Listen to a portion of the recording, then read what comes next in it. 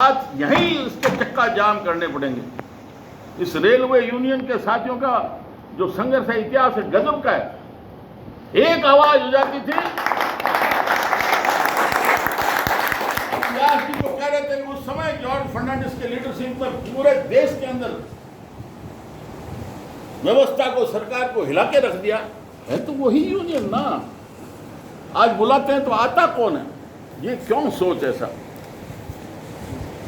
इसलिए देखिए, सबका ये दायित्व है, फर्ज है। आप बिल्ली आ जाए, आंखें मूंद ले कबूतर, उससे बचोगे नहीं। शुरुआत करो, और इसकी शुरुआत की ये निरंतरता चाहिए।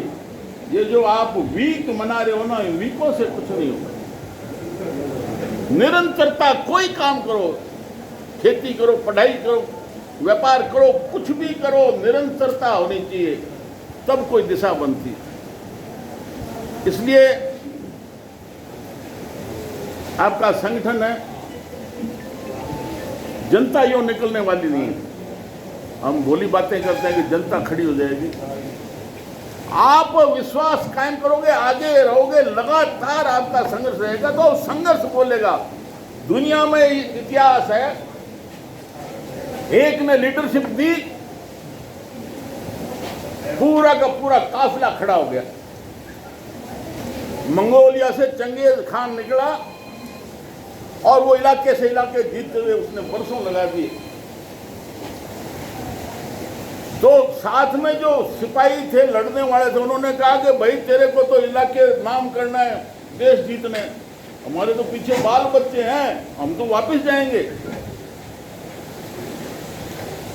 चंगेज खान ने कहा कि मैंने अपने बलबूते पर ये फौज खड़ी की है, इलाके जीते हैं, जाओ तुम। चंगेज खान फिर फौज खड़ी कर लेगा, घोड़े की एड़ लगाई, वो देखते रह गए कि वापस जाए तो मंगोलिया वाले मारेंगे, साले तुम अपने लीडर को छोड़ के आ गए।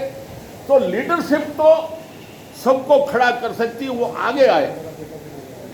फिर अपना स्वार्थ ये नहीं देखिए, चाहे जैसा भी है, हमारे इस देश में शहीद हुए, देश को आजाद कराने के लिए अंग्रेजों से, उन्होंने पीछे घर नहीं देखा, घर में आटा है कि नहीं है। ये जो आटे की सुविधा आ रही है, देखेंगे तो ये आटा आगे नहीं मिलेगा आने वाली पीढ़ी को। हर चीज पैसे से तोली जाएगी और आपकी इंसान की कीमत नहीं होगी निजीकरण में, ये भूल जाओ आप। चाहे अभी बताते हैं कि हम निजीकरण में ये सुविधाएं देंगे, ये सुविधाएं, कुछ भी नहीं होगा। अभी जो बात कर रहे थे पार्थ जी, ये जो कोरोना कोविड आया है, यहां हिंदुस्तान में एक एक व्यक्ति, चाहे मजदूर हो, चाहे किसान हो, चाहे कोई भी, हर व्यक्ति टैक्स देता है, नमक पर, मिर्च पर, तेल पर, किताब पर, जूते पर।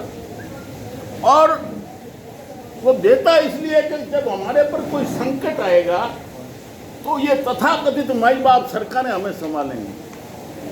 और हमने देखा है, अचानक आधी रात को पूरे हिंदुस्तान में लॉकडाउन कर दिया। अब प्रवासी लोग वहां बेचारे, कोई चाल में रहता, कोई कहीं रहता।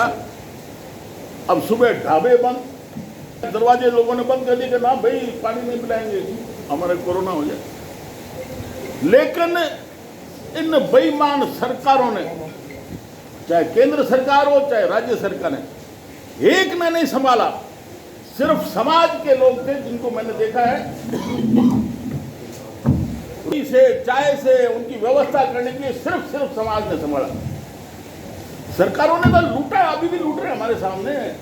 जिन दानदाताओं ने सहयोग दिया, पैसा दिया, कोई हिसाब नहीं है उसका, कोई टेंडर व्यवस्था भी नहीं है, फर्जी बिल बन रहे हैं। जैसे बीच में अखबार में आया था, 580 रुपए किलो टमाटर की सप्लाई हुई।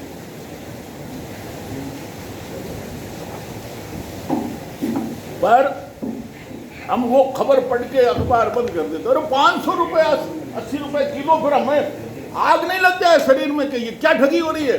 10 आदमी निकल जाते, 10 से 100 होते, पर हम यहीं बैठ के गुब्बार निकाल देते हैं। इसलिए संघर्ष में आनंद है, जीवन का आनंद है। अपने लिए तो पशु करता है, उसके आगे चारा डाल दो, उगाली की, गोबर कर लिया, वापस चढ़ने लग गया। हम पशु नहीं आगे। इसीलिए मैं कहता हूं 8 बरस तो कुकर जिए, 12 बरस जिए सियार, बरस 18 छतरी जी, आगे जीना है बेकार। क्या करोगे यार लंबी उम्र में? एक ने भक्ति की तो बाबा जी ने आशीर्वाद दिया कि तेरे को अमर होना है। कि हाँ साहब, अमर होने की दवा। वो के फला जगह चला जाओ। संघर्ष करते हुए वहां पहुंचा, उस तालाब में जैसे ही पानी पीने लगा, एक आवाज है, अरे क्या तू भूल से ये पानी मत पी लेना, तू अमर हो जाएगा। मैंने ये कृत्य किया जो पड़ा हूं, सड़ रहा हूं, मैं किसके लिए जीऊं?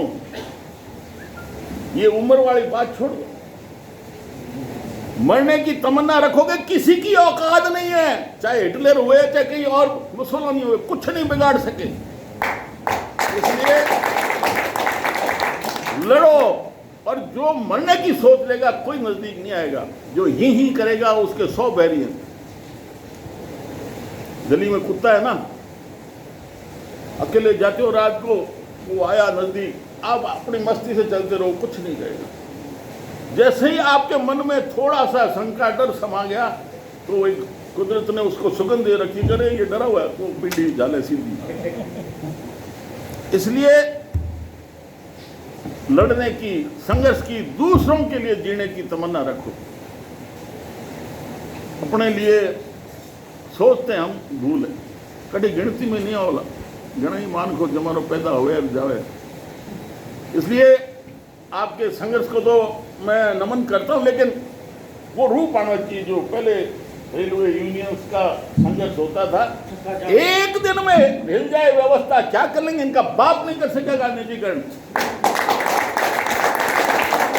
इसलिए मेरा सबसे अनुरोध है, ये हम यहाँ तक बात चर्चा न रखें, सब साथियों को कहो, शुरुआत और निरंतरता रखोगे, निश्चित तौर पर हम भी साथ रहेंगे। नहीं तो फॉर्मेलिटी में तो हम भी आ गए।